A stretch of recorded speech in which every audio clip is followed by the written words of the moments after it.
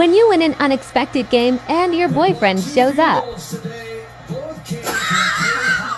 He was trying to kiss him right on the lips, Junior. I think he was so excited he wanted to kiss him right on the lips. But that's football for you. Yeah! Here we go!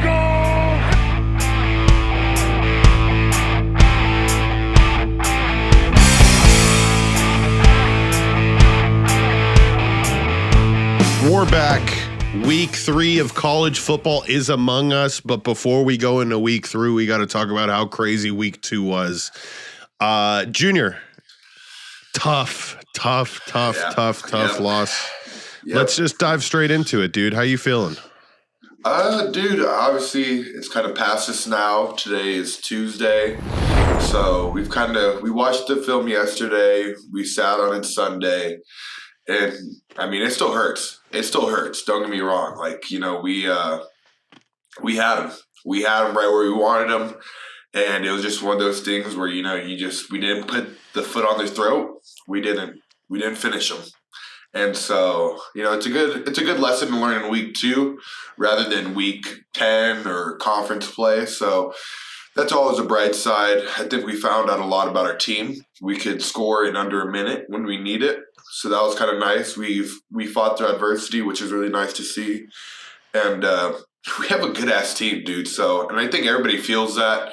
We're literally just a few plays away from being a top 25 team right now, and I think we all realize that. And but now it's just getting back to the drawing board and doing it all over again. Yeah, and that's the beauty of college football. You get to constantly reinvent yourself, especially in the new format where, I mean, there was an article on ESPN today that said, is it too late for Florida State? Which is crazy because in past years, it's like they are buried. But now, you know, there's a legitimate chance. And for you guys, I mean, you guys came out, kicked them right in the teeth. It was a very hostile environment. Out of every college football game I've ever been to, they had the best crowd unison. Like, I feel like everybody was like, really? In my opinion, better than Auburn? Because when you played Auburn, it was not a hostile environment. Auburn was giving us like handouts, like, oh, and by the way, every Oklahoma State fan, as the game was getting started and as the tailgate's happening, they're asking us like, "Oh, you guys think like you guys like have a chance today?" And I'm like, "Damn, it's crazy because people just see they're the 16th overall team in the nation, and it's a home game, and we're not ranked, so they're in their heads they were like, "Oh, they're gonna run through you guys," and I mean, we were very calm with it, and we were like, of course this is going to be a ball game. Like, you guys are just, they're very casuals. And then you guys put it out very early that they, I mean, I'll just say it right now. My favorite chant of all night is Ollie Gordon who? I mean, you guys, your defense took him, put him in a fucking bottle, and put him on a shelf. And that was one of the most impressive things that I've seen a defense do in a while, because when you are game planning for somebody like Ollie Gordon, you're like, okay, if Ollie Gordon gets over 100 yards, we're more than likely going to lose. Yeah. And you guys held him 17 carries, 50 yards. Were the Arkansas fans saying Ollie Gordon who? Just me. Oh, just no, me. Because the crowd was chanting him. Every time they got to the red zone, I don't know if you heard that, they were Ollie, Ollie, and then... Really? Oh, yeah, see, you didn't hear that? No, they buried us in the corner, Maybe. dude. They put us so far in the corner that, like, I honestly, and I thought it was hostile from where we were sitting. It probably wasn't even like that bad. But anyways, yeah, you guys' defense shut them down. I think if you guys can play that level of defense week in and week out, you guys will win a lot of games. And the offense too was just like whatever you guys wanted. The run game was flowing. The offense was humming. But I mean, there's certain things once you get into the red zone that you guys realize, like, all right, we got to put up touchdowns, like field goals. Field goals only necessarily win in the NFL. You see the Steelers this past week win a game with 6 field goals. You don't see that in college. You got to put up points. You got to put up points. You got to finish drives. So Your performance from the game, I felt like you played pretty well. Obviously, there's a couple of plays that we wish we could have back. I'll say this to kind of like throw the blanket on you. Every NFL game I watched this weekend, I'm not exaggerating, a defensive end absolutely embarrassed to tackle. It is one of the toughest positions to play. There's losses every single week. Very rarely do you go perfect. But how do you think you did overall? Man, after watching it about 4 times, there's a lot of little stuff that that hurts.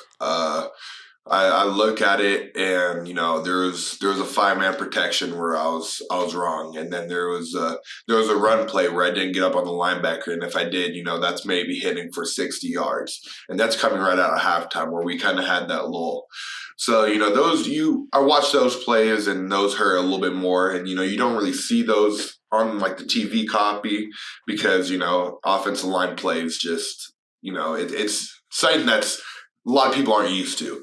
And obviously I gave up that second overtime, which it just can't happen, And so I think for me going on to this week is to be a lot more paying attention to the details, locking in later on in practice. And, I had a solid game, but, not to my standards. And so, it's why we have another week to fix it and get better from here.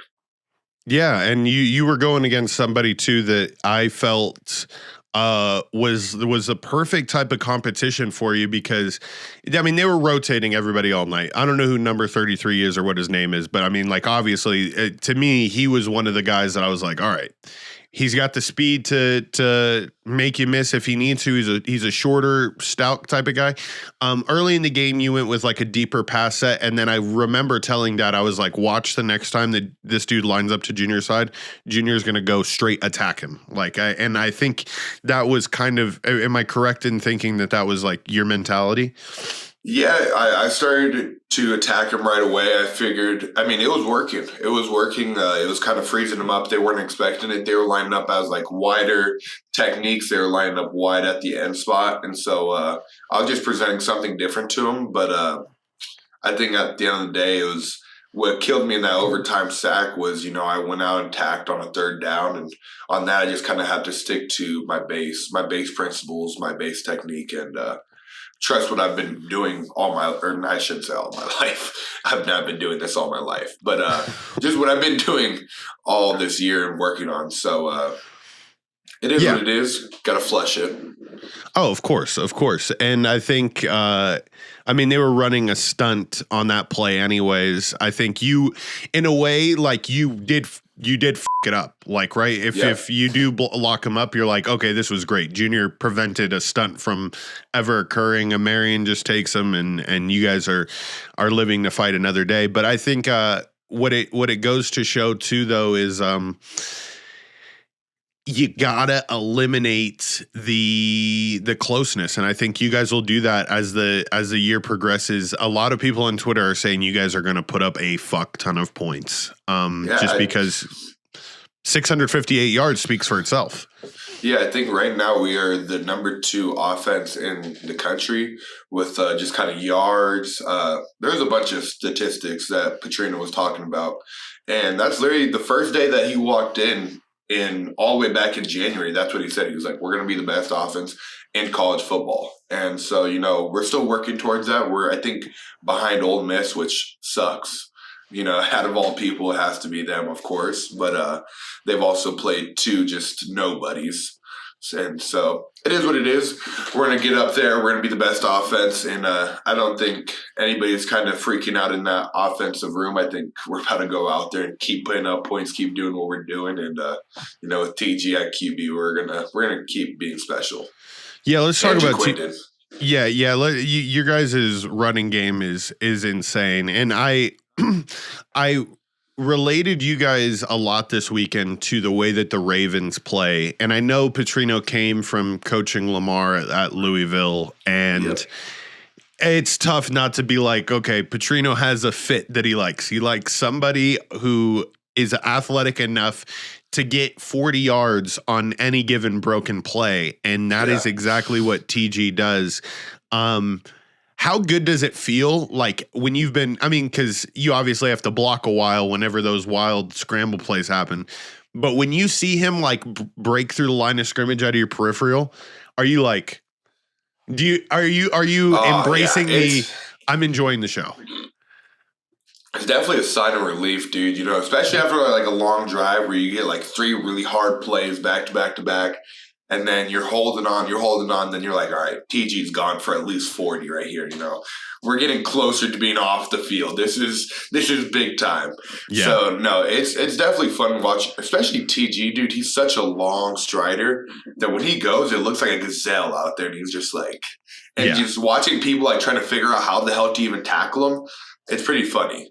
But he definitely needs to work on sliding. He scares the shit out of me sometimes, dude. He gets really close. He gets really close sometimes. Yeah.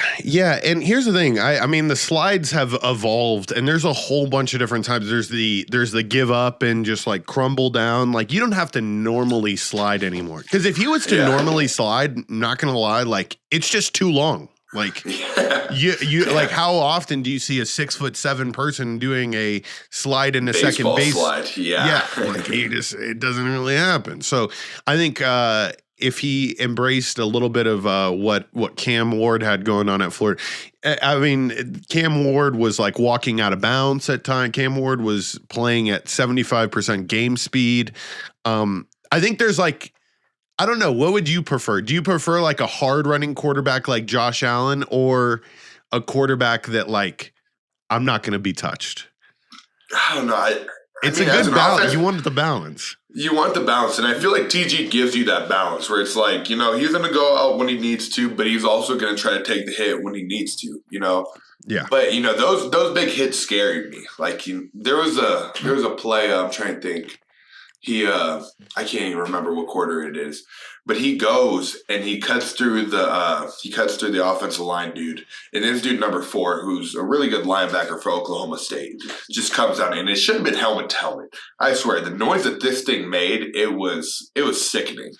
And then I pick up TG, and I'm like, dude, are you all right? Like, and obviously I'm not telling him that, but I'm picking him up. I'm like, good job. And I'm like, dude, this dude's rocked right now. Listen. And then you get to think, dude, you just get rocked, and then you have Bobby Petrino in your ear yelling a play to you. So, you know, his job's incredibly hard. But, I mean, you know, if there's any man for it, it's definitely TG.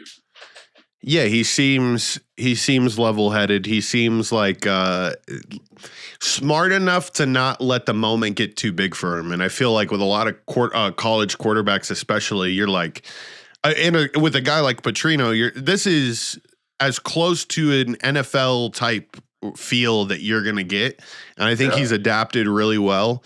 You guys had Armstrong back this week, and just dare I say that this man is going to make a fuck ton of money in the league if he continues to do what he does. Cause I always like to shit on receivers sometimes when they become divas and they get paid a lot of money and then they cause issues in the locker room, yada, yada, yada. When you can just say like, all right, if you're one-on-one on a third down and I'm going to get you the ball, which he's one of those receivers.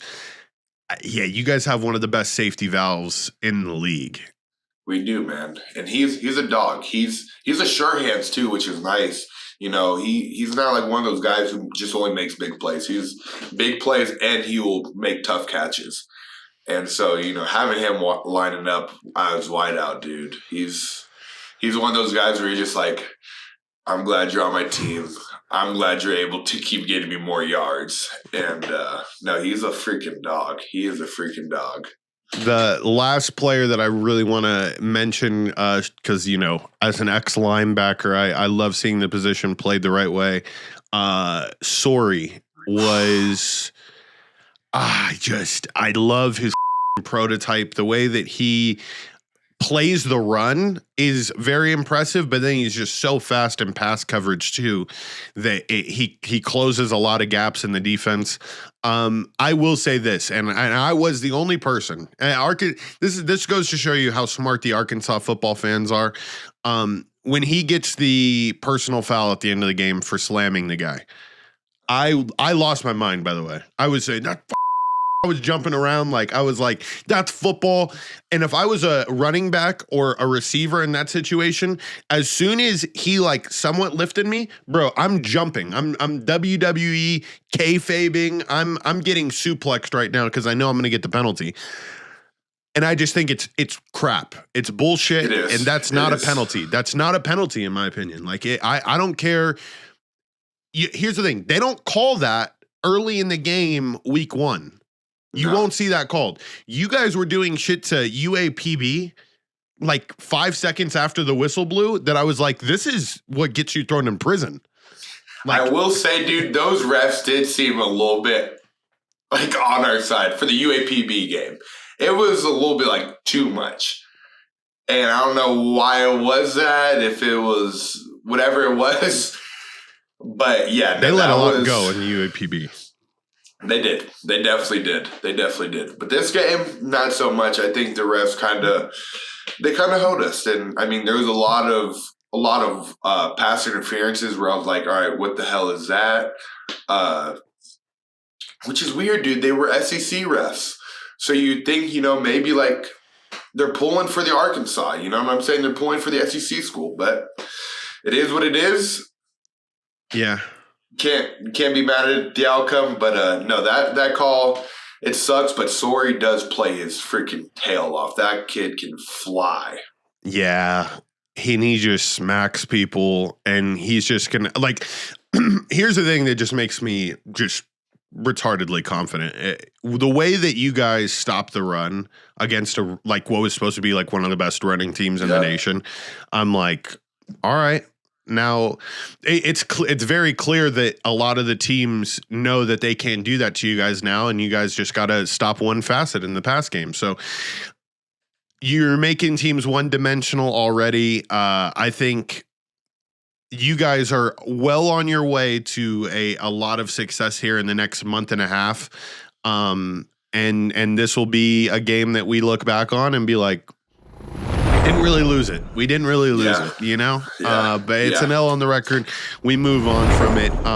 And this week we have UAB, University of Alabama Baptist or something like that. Birmingham, Alabama, Birmingham, the Dragons. What do you know about the Dragons, Junior? Because I know nothing about the Dragons. I'll be honest with you, man. I know very little about the Dragons too. You know, we haven't dove too deep into the vault yet. We watched a little bit last night. They had some veteran ends. They're a solid team, and this kind of goes back to the UAPB stuff, man. This is one of those games where these guys have circled on the calendar. This is their Super Bowl. You know, if they get this, they're going to be on ESPN. And so, especially, this is obviously a better team than UAPB. This is a team that's a group of 5. And so they're going to be hungry. And they realize that they could come in and try to steal it. They actually had a really close game with Georgia last year, surprisingly enough. They had it within like 14 and a half. So the biggest thing, I think, this week is just kind of killing all hope that they have in the first quarter, in the first half, and just kind of sticking to Arkansas football, focusing on ourselves. We're our biggest opponents this week, and I think if we do that, man, we should have a good time in Fayetteville. Are you coming?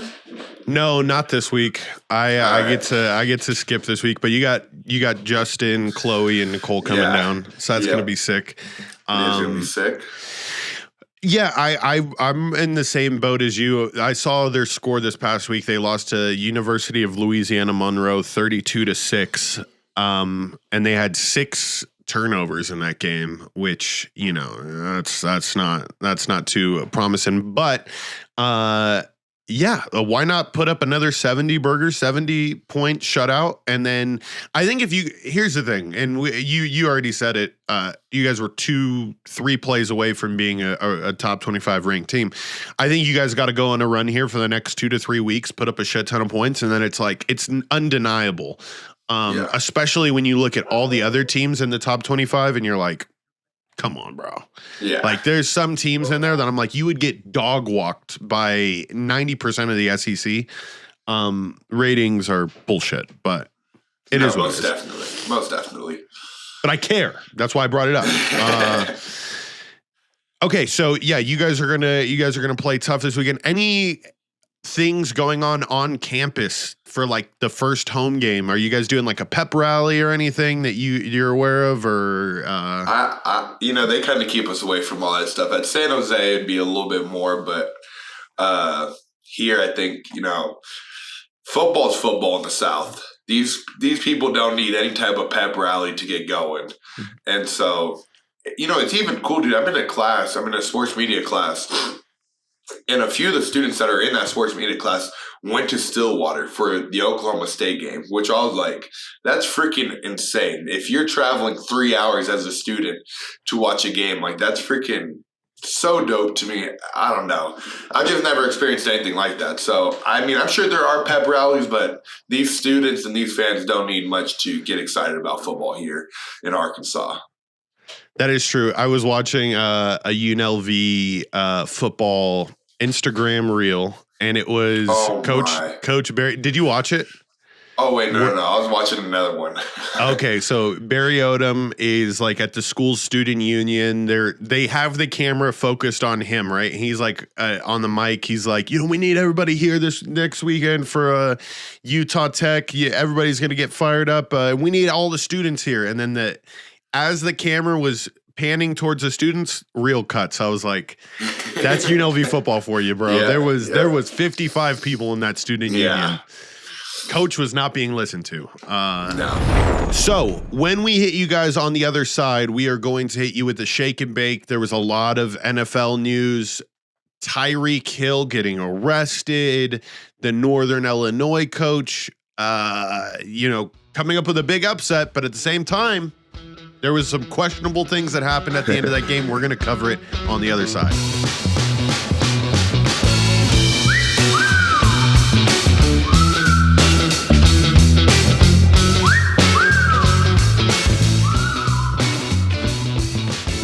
Boom, we're back.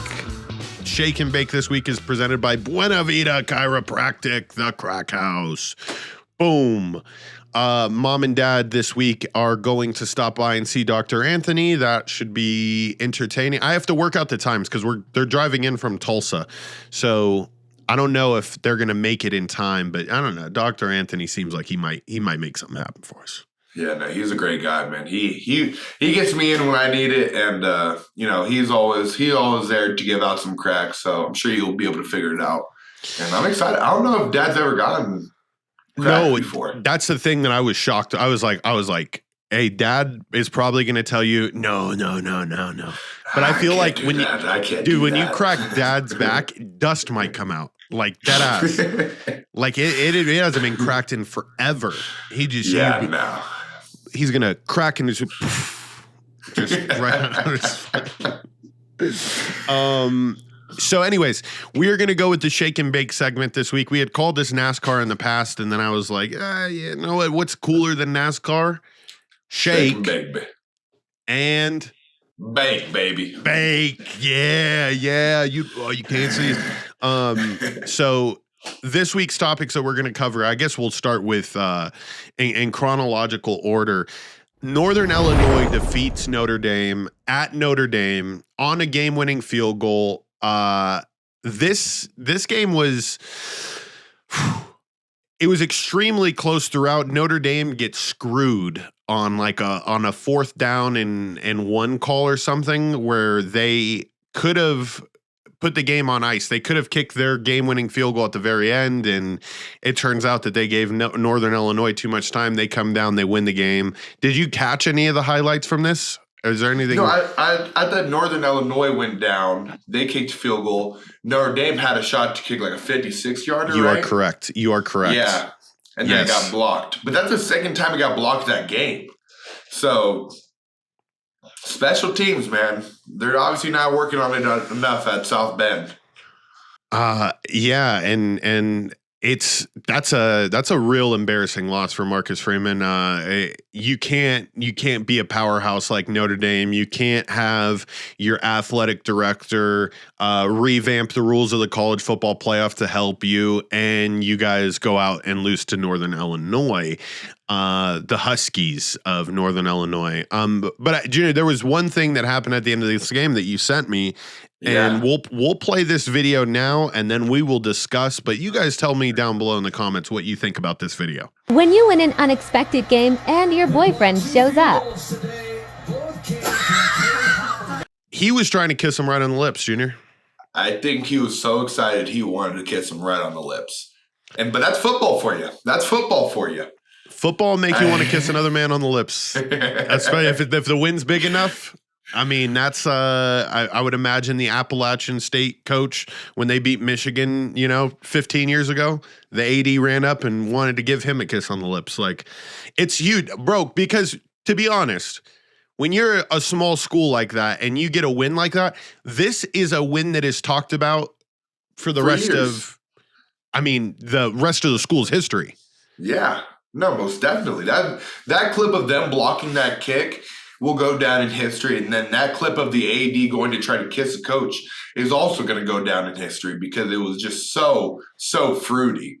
And but you had to think about it from the AD's perspective. They just got $1.4 million from Notre Dame, came into South Bend, right? Yeah, South Bend, Indiana. South Bend, and then they just beat the number 5 team. Like, yeah, he's going to want to give the little smooch to the coach. Yeah, bro. And here's another thing. And Thomas Hammock is the coach. Big man love. When I was when I had this game on and Dad saw that was the coach, Dad was like, brother, it's a big. I love big coaches. Haas. Yes, Haas for Haas, yeah. Haas for Haas. Big backs unite. Thomas Hammock. If I'm not mistaken, when I was watching the coverage back, he's rocking the braces look, but not only the braces, but he's got the bands too. So man's got 1.4 million. He beats Notre Dame, and in 6 months, he's going to have the straightest teeth in all of Northern Illinois. What a man. What a life. What a life he's living right now, man. That you could definitely tell I think he was still taken away by the win too. Because even he didn't even know how to react. He was just like, did we just do this? Did we just do this? Yeah. Okay. So let's toss things out there that compare to this. Beating Notre Dame at home when you're in Northern Illinois is like if you had a night out with the boys and you saw Sofia Vergara and you got to sleep with Sofia Vergara. I think that levels up. Being gifted a Lamborghini. Or winning a Mr. Beast Tesla giveaway or whatever. That's right. You're just like, what the hell? What the hell is going on here? No, that's there's so many. Yeah. There's so many. That dude's definitely living on cloud 9. His teeth hurt still. I mean, he still has to go to the dental place next week to get them readjusted. But he just won a big game, so none of that matters. None of that matters. Bro, and the dentist, he's a big Northern Illinois fan, so when they lose, he tightens it extra hard. But this week he's going to be a little coach. He's going to be lenient. He's not going to tighten him as hard. That's anything else from this Northern Illinois game? I mean, I just that AD's got a lot to answer for. It was the way that he was trying to pull his face too. He was like, yeah, it was like, and he the coach was like trying to like pull back, like, what are we doing? And then it's funny because like the cameras were on him. And they're like, all right, let's switch to another. Let's get off this. I don't know what's going on over here. Let's get off this before anything bad happens. So yeah. I mean, no, it's crazy the power that these camera guys have. I don't know what the sporting event was, but it was sometime in this last 6 months where I was at a game and they kept filming a lady who was breastfeeding her kid like under a blanket. Not exaggerating. They showed this lady on the Jumbotron like twice. And so now all I could think about is Buddy is up there just film like he's not waiting for, he is waiting for the baby to finish and then maybe get a show. Just creepy. But these camera guys, I don't know why you would turn away. Why would you turn away from the head coach almost kissing the AD? Like, You gotta get that on cam. That's the director. That's the director's call right there. I think he's seen that and he was like, this is a great shot, and I don't know. I don't know what's going through his mind. I think you got to stay on that shot. Wait for the kiss, because who knows? They might have kissed. We didn't get to see the full thing. So it's still out there. Yeah. We'll see if we can get the unedited version to you guys so we can truly know. But shouts out to the Northern Illinois coach. That was insane. The next crazy thing that happened from this weekend, and this was in amidst the craziest hour before opening kickoff for the NFL I've ever seen. I'm going to list off like a slew of things that happen here. We're not going to cover all of them. We're just going to cover the main one. Dak Prescott becomes the highest paid quarterback of all time. He's getting $60 million a year for the next 4 years. Russell Wilson, who is all week announced the starter of the Steelers, was ruled out the game day, and so Justin Fields gets to start for the Steelers. There's like 3 other stories, but I'm just going to go into the one that we're going to cover. Tyreek Hill gets arrested outside the front of Hard Rock Stadium for a speeding violation. He wasn't arrested. I got to stop using the word arrested. He was detained. Arrested is when you actually go into jail. Detained is when you're just putting in handcuffs. So he was detained outside for speeding. Junior, when you initially saw this, like, what were your thoughts? How do you play a game after that? Like that, just like you're such in your flow, and he's probably bumping some little baby in the car. He's vibing. You know, he gets pulled over. He's like, all right, you know, I'm going to hit him with like, I'm Tyreek Hill. Let me get to my game. And then next thing you know, he's in handcuffs. And so, and then it's everywhere. It's already out. It's on ESPN. And as a player, I would be sick. I don't know if I could play the game after that.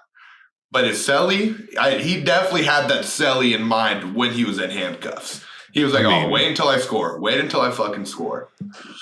And this is the thing that I said all of last year, and I'll continue to say it. There's 3 things guaranteed in this life: death, taxes, and Tyreek Hill touchdowns on Sunday. It is a guarantee.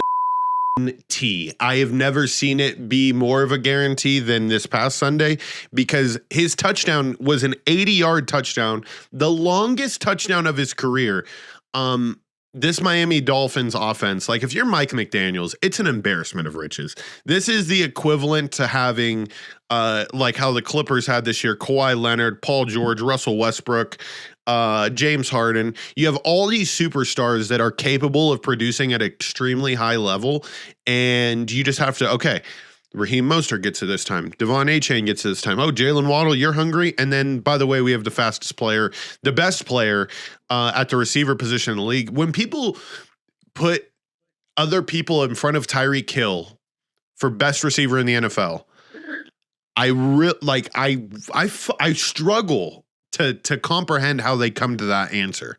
Like when they say CeeDee Lamb, I'm like, no. Because you think about it from like a DB's perspective. You line up against Tyreek Hill, you're just like, dude, I'm just simply not better than him. Yep. I'm simply not faster than him. And I mean that's like half the battle as wide receiver. I mean, you obviously have to run good routes, you have to have good breaks. But if I'm not faster than a man, none of that matters because I won't be able to keep up with them.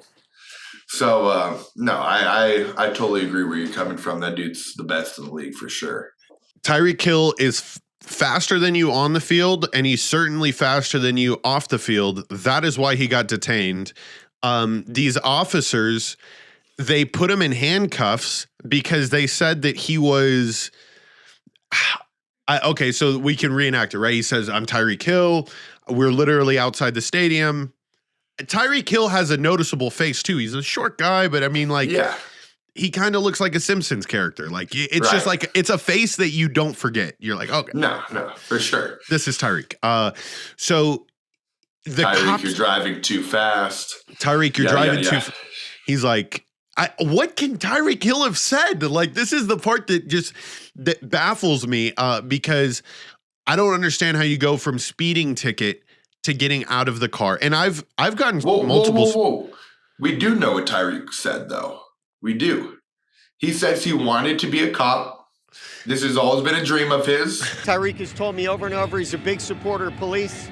He was telling the police there, I want to be a police officer in the future, but this is crazy. And then the cop just got upset. I think they seen it as a joke. I don't know. But they were not pleased with You think you could be me? Get out of the car, sir. Get out of the car. Hands behind your back. Wait, what? I said I wanted to be you. You'll never be me. I'm the Tyreek Hill of this police department, bitch. That's literally how it could have went down. Did you see his agent? By the way, if you knock on wood, everything goes good. Whenever you're going through the process of finding an agent, I want you to send them the clip of Drew Rosenhaus dripping sweat, bro. Like, this is an hour before kickoff, right? He's dripping sweat just all down his face. ESPN is there talking with him to see like what information he knows. And he was the one that relayed the information that, Tyreek Hill said to me that he wants to be an officer one day. And he was able to deflect all this stuff running around the stadium. If you show that to your agent and just be like, is this a level of effort that I'm going to get from you? If I get pulled over for speeding in front of the stadium, are you going to be running around everywhere and presenting yourself on ESPN dripping sweat? That's the type of energy I want. He got the job done. He got the job done. He got the news to calm down, and he got Tyreek Hill an 80-yard touchdown. So yeah, no, that's teach tape right there. That's teach tape from the agent. Mad respect to him, and no, that's that's a crazy story, man. To close off on this, I guess the thing that I learned is if you ever want to get out of a situation, no matter what it is, like even if you're being taken as a hostage, right? Like it's a terrorist situation, you just tell the terrorist, when I grow up, I want to be like you. Like my entire life, I want to be like, I want to emulate what you're doing, what you do at a high level. Like I just respect it, and you have a mask over you're handcuffed behind your back. You're probably going to get executed, but you just tell them that. And there's a slight chance that they don't execute you. It definitely crosses their head. They're like, oh, wait, he wants to be like us. Guys, take the bag off his head. Let's keep him. Let's bring him to our side. Come on. Can you imagine if the cop was like, you know what, Tyreek? You're going to start today. Here's a badge. You want to be just like us? I want to be a football player. You know what? Let's make it happen. Let's do a Freaky Friday swap here. The Dolphins go on to win. They beat the Jaguars 20-17, all thanks to Tyreek Hill's touchdown. That's really what blew it open for them. So I guess the last thing that we wanted to cover today. Oh shit, Jared, what was it? NIU. Yeah. Who is our Heisman Trophy winner? Because we started off the show by saying it's not Ollie Gordon. I will tell you that right now. If you see Ollie Gordon in the Heisman voting at the end of the year, they will pull up the stats from this game and they will be like, oh, I don't know. There is one person that is the front runner in both of our eyes. You got to play against him, I think, twice. Ashton Jeanty has been just going insane. He has 45 carries for 459 yards and 9 touchdowns in 2 games. And this past week, it was against the Oregon Ducks, a team that should have, probably done a better job of containing him. But he is just that good. Junior, your thoughts on him possibly winning the Heisman? I think this was because I was going to say it last week because last week he had a ridiculous stat line. I think he had like 6 touchdowns last week. He did. I want to say. And so I didn't want to say it last week because I was like, it's a group of 5 school. Oregon's going to be like tuned into him. They're going to shut him down. He's not going to be able to do this. But sure enough, he freaking did it against Oregon. And so I think that's the hardest competition they got all year. He's going to keep going on through the season. He's going to definitely go stupid in the Mountain West Conference. Like, he's already done it before. And so I think this was kind of like that one game where he needed, and he got it. The way he runs the ball, the way he bounces off people, his speed, his elusiveness, like, it's unmatched. And to see it coming from like a group of 5 school is just like, it's kind of cool, dude. It's kind of cool. It feels like some road to glory ass and shit. But no, it's real life. It's real life. And I mean, I hope that they make it to the playoffs. I would love to see him play in the playoffs and have my boy T. Shife, who's the kickoff guy for him, be in the college football playoffs. But I think they have a really good chance, man. They have a really good chance.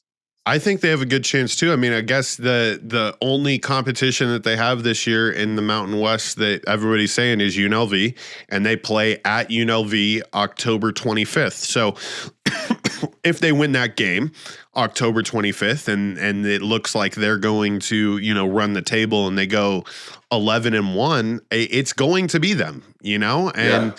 I think that's the super cool thing about the college football playoff. I mean, like, the fact that UNLV is even on graphics and it's legit. I mean, I'm just shocked. That's insane. I'd have never thought that. I'd have never believed you. I'd have never thought that. But this is college football, man. It's changing.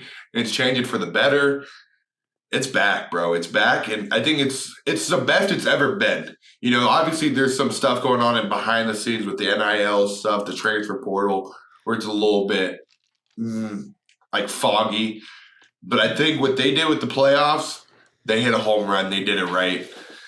And it's going to be exciting to see this year. I'm fired up to watch you guys this upcoming week versus UAB. I want to say UAPB so bad every time I bring it. UAB. It flows.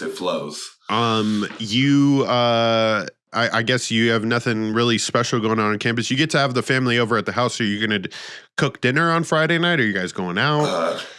Friday night I'm going to be in the hotel, so I won't be able to really see them. Yeah. Is that the way it's going to work all the home games? Yeah. So I'm going to be away. Yeah. What hotel do you guys stay at? I don't know if Good question. allowed to say, and I also don't know. But gotcha. But yeah, no, it is what it is. I do want to give a shout out to UAPB for putting up 70 this week. Oh my God. They bounced back. Shout out to the boys. Shout out to the boys, man. Hey, the spin move works in the SWAC. Apparently the spin move works in the SWAC. The spin move does work in the SWAC, bro. I don't even know if that's even the SWAC. I think they played a Division II school, but shout out, it was 73-0. They got their get back. I think that if I was to maybe do the time to study it, I don't think there's ever been a college football team that goes winning or losing 70-0 to then winning 70-0. I think this is the first time that's ever happened. No, it was pretty insane. We seen it yesterday. We were all meeting as an offensive line, and we seen that, and we were just like, UAPB, the team that we just played, 170. So we watched the highlights. And it's pretty funny. They did it. They looked like the better team. That's crazy to say. I know. Next week, we will recap the game. We will be doing the game preview for Auburn at Auburn the following week. Thank you guys so much for all the love and support on these episodes. Continue to like, share, and subscribe to your people.